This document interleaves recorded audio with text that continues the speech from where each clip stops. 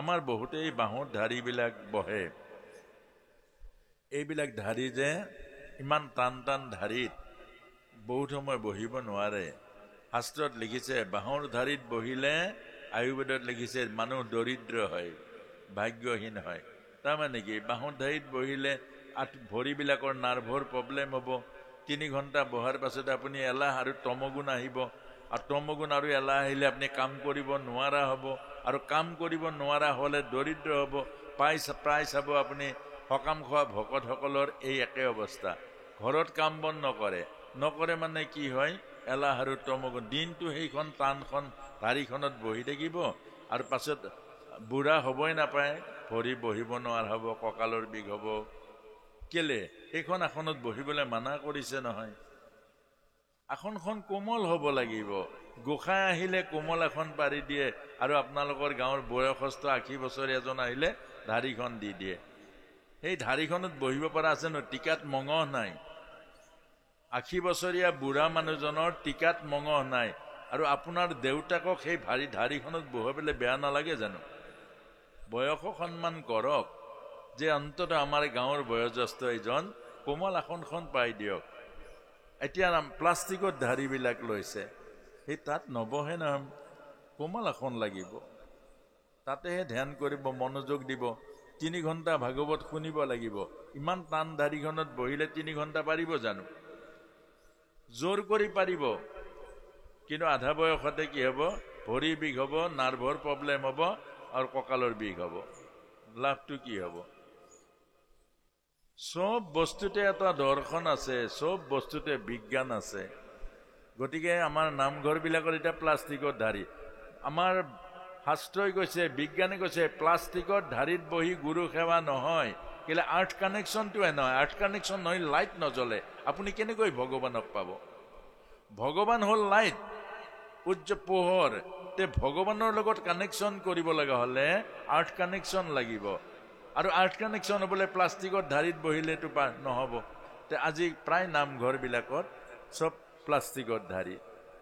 প্লাষ্টিকৰ ঢাৰিত বহিলেতো এনেকৈ সাধনা হ'ব। সাধনা মানে কি, বহিব পাৰিব, প্ৰাৰ্থনা গাব পাৰিব, কিন্তু আপোনাৰ ভিতৰত থকা যে আত্মা আৰু পৰমাত্মাৰ যিটো যোগ, এইটো কেতিয়াও নহ'ব।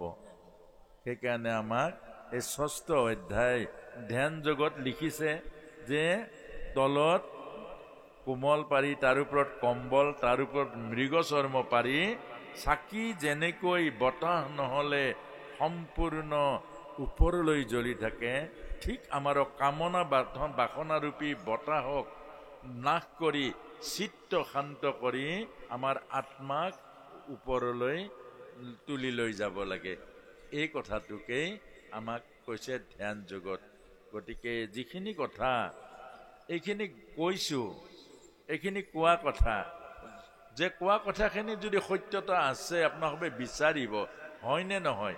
কোৱাৰ লগে লগে মানি নল'ব, এইটো গীতাত চাই ল'ব। কাৰণ গীতাত চাই লৈ তাৰ পাছত যদি হয় আপোনালোকে মানিব। আচ্ছা, মানিবলৈ কি অসুবিধা আছে? গাঁৱৰ ভকতসকল নিজেহে বহে।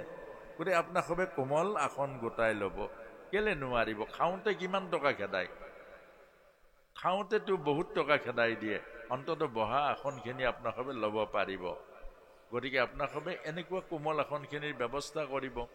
আৰু এইখন গাঁৱৰ যিজন একেবাৰে বয়োজ্যেষ্ঠ, আপোনালোকে চাবচোন, বয়সক সন্মান কৰিলে কিমান উপকাৰ হয়। যিজন একেবাৰে বয়সস্থ, সেইজনক খুঁটা এটা দিব, সেইজনক খুঁটা এটা দিব, আৰু সেই খুঁটাটোতে বহাব। আৰু সেইজনক অকণমান আসনখন গোসাঁইক যেনেকৈ দিয়ে মৰ্যাদাৰ আসন দিব কোমলকৈ। তে সেইজনে জীয়াই থাকিবৰ আৰু আশা কৰিব, আৰু অকণমান তৃপ্তি পাব। আৰু 80 বছৰ পাৰ হৈ যোৱা প্ৰতিজন বয়সস্থ মানুহ এখন এখন তীৰ্থ হৈ যায়। তেওঁক সেৱা কৰিলে তীৰ্থলৈ যাব নালাগে, তেওঁক প্ৰদক্ষিণ কৰিলে তীৰ্থৰ সমস্ত ভ্ৰমণৰ ফল পায়। গতিকে সেই বয়সজনক সন্মান কৰিলে আৰু পাছৰজনো আকৌ জীয়াই থাকিবলৈ আশা কৰিব। কেলে? সেইখন আসন মোক দিব। আমাৰ এখন ঘৰতো পিতৃৰ কাৰণে এখন আসন থাকিব লাগিব। ঘৰৰ মৰ্যাদা যে পিতৃৰ এইখন চকী, ঐ বাবাই তাত নবহিবি, এইখন দেউতাৰ চকী। যিখন থালত দেউতাই অন্ন খায় সেইখন কোনেও খাব নোৱাৰিব, এইখন দেউতাৰ। আমার ঘরের মর্যাদা, আমার ঘরের যেটু স্বাভিমান, আমার ঘরের যেটু মর্যাদা, এই জনক রাখিব লাগিব। কেনেকৈ যে এই জায়গা কোনো দেউতাই বহি অন্ন খায়, তাত নবহিবি। তেতিয়াহে ঘৰখনৰ মূল্য বুজিব, তেতিয়াহে ল'ৰা ছোৱালী বুজি পাব দেউতা কি। কিন্তু সেইবোৰ আমাৰ আগৰ দিনত আছিলে। আজিকালি সেইবোৰ ক্ৰমান্বয়ে হেৰাই হেৰাই হেৰাই হেৰাই গৈ আছে। আৰু এই যোৱাৰ কাৰণে আজি মৰ্যাদা নাই।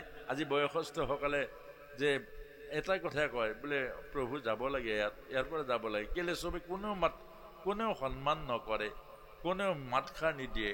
আৰু প্ৰায় পুত্ৰসকলে আমাৰ বুঢ়াটো কেতিয়াবা পত্নীও কয় আকৌ নাপায়। আৰু যি পুত্ৰই পিতৃ মাতৃক বুঢ়া আৰু বুঢ়ী কয়, সেই পুত্ৰ আৰু পুত্ৰই যিমানেই পিণ্ড দিয়ক, বাপেকে পিণ্ড নাপায়।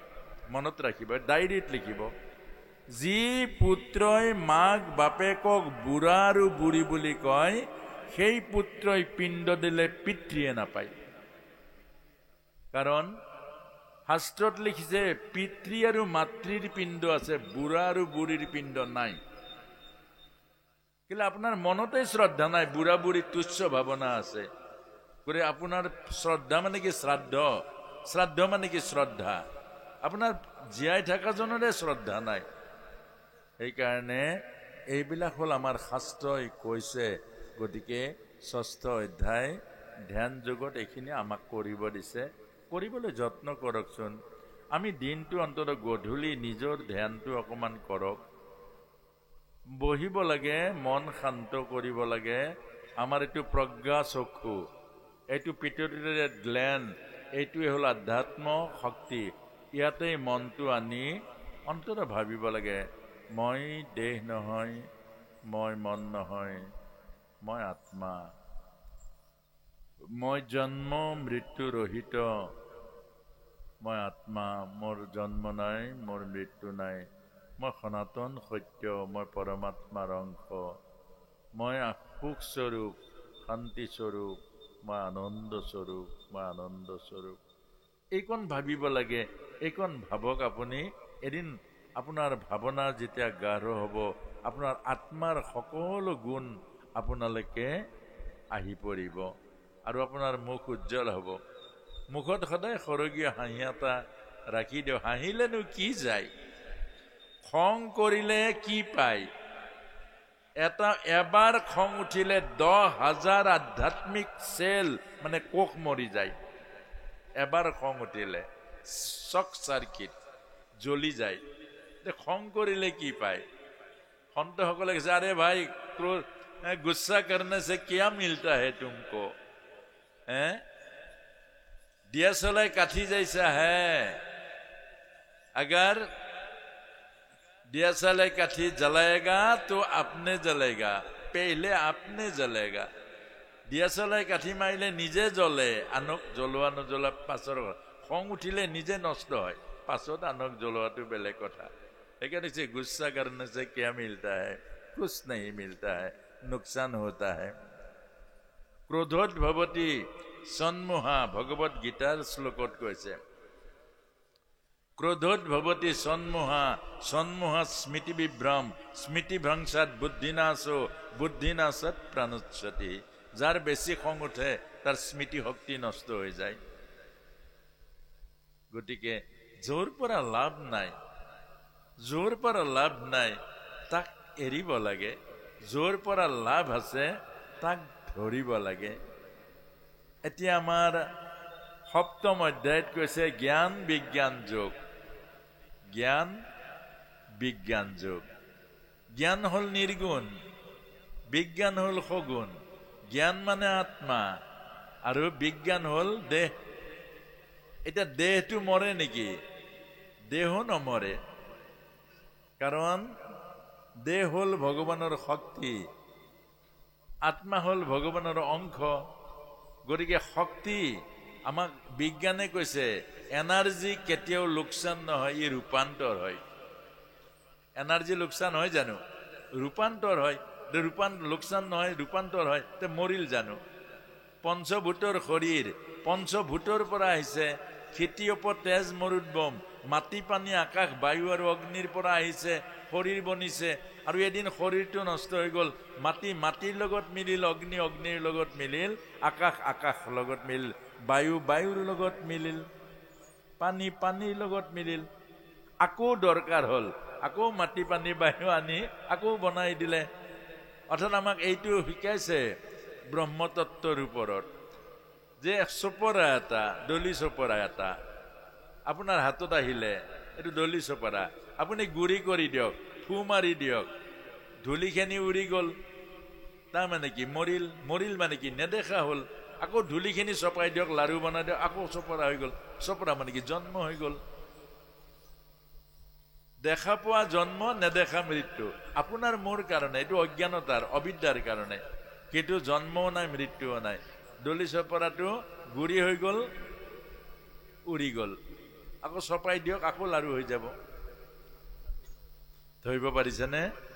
এই কথাটোকে আমাক কৈছে। আপোনাৰ মোৰ অজ্ঞানতাৰ দৃষ্টিতহে জন্মৰ মৃত্যু আছে।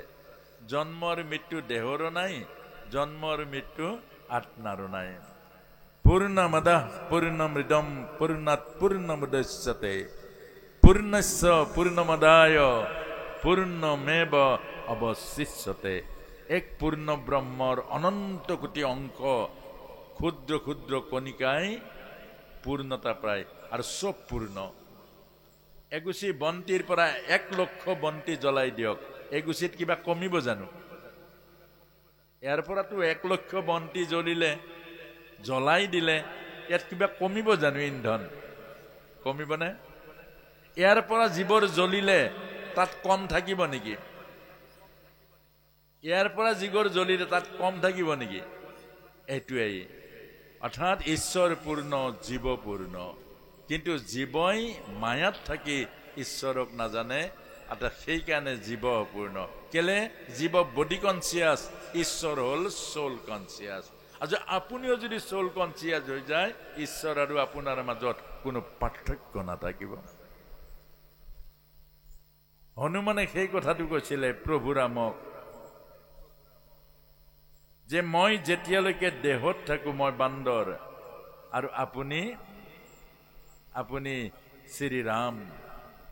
আৰু যদি মই সাধনা কৰি কৰি মই জীৱৰ অৱস্থালৈ উন্নত হওঁ, তেতিয়া মই সেৱক, আপুনি মোৰ প্ৰভু। আৰু মই যদি তাৰ ওপৰলৈ যাওঁ, মই আত্মালৈ যাওঁ, তেতিয়া আপুনি আৰু মই এক তত্ত্ব, দুই তত্ত্ব নাই। সেই তাকে কৈছে ভক্ত আৰু ভগৱান অভিন্ন তত্ত্ব। এইবোৰ জ্ঞান হলে, এইবোৰ হ'ল সত্য, আমাক বেদান্তই কৈছে। অৰ্থাৎ এইবোৰ সাধনা কৰি কৰি ভকতে এই জ্ঞানবোৰত উপনীত হয়, আৰু ভক্ত ভক্তি আৰু ভগৱান এক তত্ত্ব। কিন্তু আমি সেইবোৰ জ্ঞান নোহোৱাকে যদি গাওঁ, ভকততকে ভগৱানতকে ভকত বৰ, পাপ লাগিব। আমি যে কওঁ ভকত ভগৱান একে, আকৌ ভকতক ভুঞ্জালে কৰ্মৰ গুচে জ্বৰ, সেইবোৰ কলে আকৌ পাপ লাগিব। কেলে? আমি তত্ত্বটো বুজা নাই। তত্ত্ব নুবুজাকে কথাবোৰ কলে তেতিয়া কি হ'ব? আপোনাৰো লোকচান হ'ব, আপুনি ভগৱততকে ডাঙৰ হৈ যাব, আৰু অপৰাধ আহি পৰিব। গতিকে সপ্তম অধ্যায়, বিজ্ঞান হ'ল দেহটো, দেহৰ মাজেৰে সাধনা হয়, দেহৰ মাজেৰে বিশ্লেষণ হয়, দেহৰ মাজেৰেহে গৱেষণা হয়। আৰু জ্ঞান হ'ল আত্মা। জ্ঞান নিৰ্গুণ, বিজ্ঞান হ'ল সগুণ। সগুণৰ মাজেৰে নিৰ্গুণক পায়। এতিয়া বহুতে যে কয় যে মূৰ্তিৰ পূজা কৰিব নালাগে, কিন্তু মূৰ্তিৰ মাজতেতো আত্মা সোমাই আছে। কিন্তু প্ৰথম মূৰ্তিহে দেখা পাব, তাৰ পাছতে আত্মা। সেইকাৰণে জ্ঞান আৰু বিজ্ঞান লগতে লাগিব। যে মূৰ্তি শূন্য, যে মূৰ্তি যদি শূন্য হয়, তেতিয়া ব্ৰহ্মতত্ত্ব পাব নোৱাৰে সৰ্বসাধাৰণ মানুহে। অমূৰ্ত বস্তুটো একো ধৰিব নোৱাৰে। সেইকাৰণে তাক কৈছে ব্ৰহ্ম। ব্ৰহ্ম সকলোৰে কাৰণে সম্ভৱ নহয়। ব্ৰহ্ম নিৰ্গুণ, নিৰাকাৰ, অপশব্দম, অৰূপম। গতিকে সেইকাৰণে ব্ৰহ্ম আহি কৃষ্ণ ৰূপে লীলা কৰিলে, দেহ ধৰিলে। ব্ৰহ্মৰ দেহ নাই, ধৰিব পাৰিছেনে? অশব্দম অৰূপম, শব্দও নাই, ৰূপ নাই, ৰঙ নাই, ব্ৰহ্ম হ'ল তেনেকুৱা। জাতু বাচি নিবৰ্তন্তে অপ্ৰাপ্য মনসা চহা, মন বুদ্ধিৰে ঢুকি নোপোৱা সেইজনে হ'ল ব্ৰহ্ম। কিন্তু তাক সৰ্বসাধাৰণ মানুহে পাব নোৱাৰে। সেইকাৰণে ব্ৰহ্মই কৃষ্ণ হৈ অৱতাৰ কৰিছে দেহ ধৰি। আৰু সেইকাৰণে মূৰ্তিৰ মাজতহে আচল তত্ত্ব লুকাই আছে।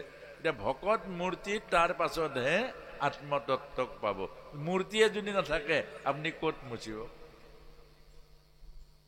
শংখ চক্ৰ গদা পদ্ম, শংখ চক্ৰ গদা পদ্ম, 4 অস্ত্ৰ হাতত আছে, 4খন হাতত। তেতিয়াহ'লে মূৰ্তি নহ'লে হাত ক'ৰ পৰা থাকিব? তজু নাভি কমলত ব্ৰহ্মা বইলা জাত, যদি নাভিয়ে নাই তেতিয়াহ'লে ব্ৰহ্মা ক'ত জাত হ'ল? ধৰিব পাৰিছেনে? গতিকে মূৰ্তিক নস্যাৎ কৰিব নোৱাৰে। এই আসনত যে মূৰ্তি আছে, তলত কাছ আছে, তাৰ ওপৰত হস্তি আছে, তাৰ ওপৰত সিংহ আছে। এই মূৰ্তি কি? মূৰ্তি হ'ল প্ৰতীক। মূৰ্তিৰ মাজত তত্ত্ব সোমাই আছে। এই মানুহজন মূৰ্তি, মূৰ্তিটো প্ৰতীক, মূৰ্তিৰ মাজত আত্মতত্ত্ব আছে। কিন্তু মূৰ্তি যদি নাই, তত্ত্ব ক'ত থাকিব? সেইকাৰণে শৰীৰ আৰু আত্মা ই পৰিপূৰক। শৰীৰ আছে মানে আত্মা জিৰাইছে, আৰু আত্মা আছে কাৰণে শৰীৰ আছে। ধৰিব পাৰিছেনে? আত্মাক বাদ দিলে শৰীৰৰ অস্তিত্ব নাই, আৰু শৰীৰক বাদ দিলে আত্মা জিৰাবলৈ ঠাই নাই। সেইকাৰণে ভগৱানেও মায়াক আশ্ৰয় কৰি জন্ম লয়, আৰু মায়াক আশ্ৰয় কৰি ইয়াৰ পৰা অপ্ৰকট হয়। মায়া নহ'লে কায়াক বিচাৰি নাপায়, আৰু কায়া নহ'লে মায়াৰ অস্তিত্ব নাথাকে। কথাখিনি বহুত টান আকৌ, বেদান্তৰ মূল তত্ত্ব। গতিকে ইয়াতকৈ আৰু সহজ কৰিব নোৱাৰি। আই মাতৃসকলে বুজি পাইছেনে বাৰু? আৰু বহুতে মোক কয়, ইমান টান কথা ক'লে প্ৰভু টোপনি আহে। কাৰণ মনেৰে ঢুকি পাব নোৱাৰে, বৰ টান, আৰু সেইকাৰণে টোপনি আহে। গতিকে টোপনি আপোনাক খবৰ নাহিবৰ কাৰণে নাম এভাগ হওক। কৃষ্ণ।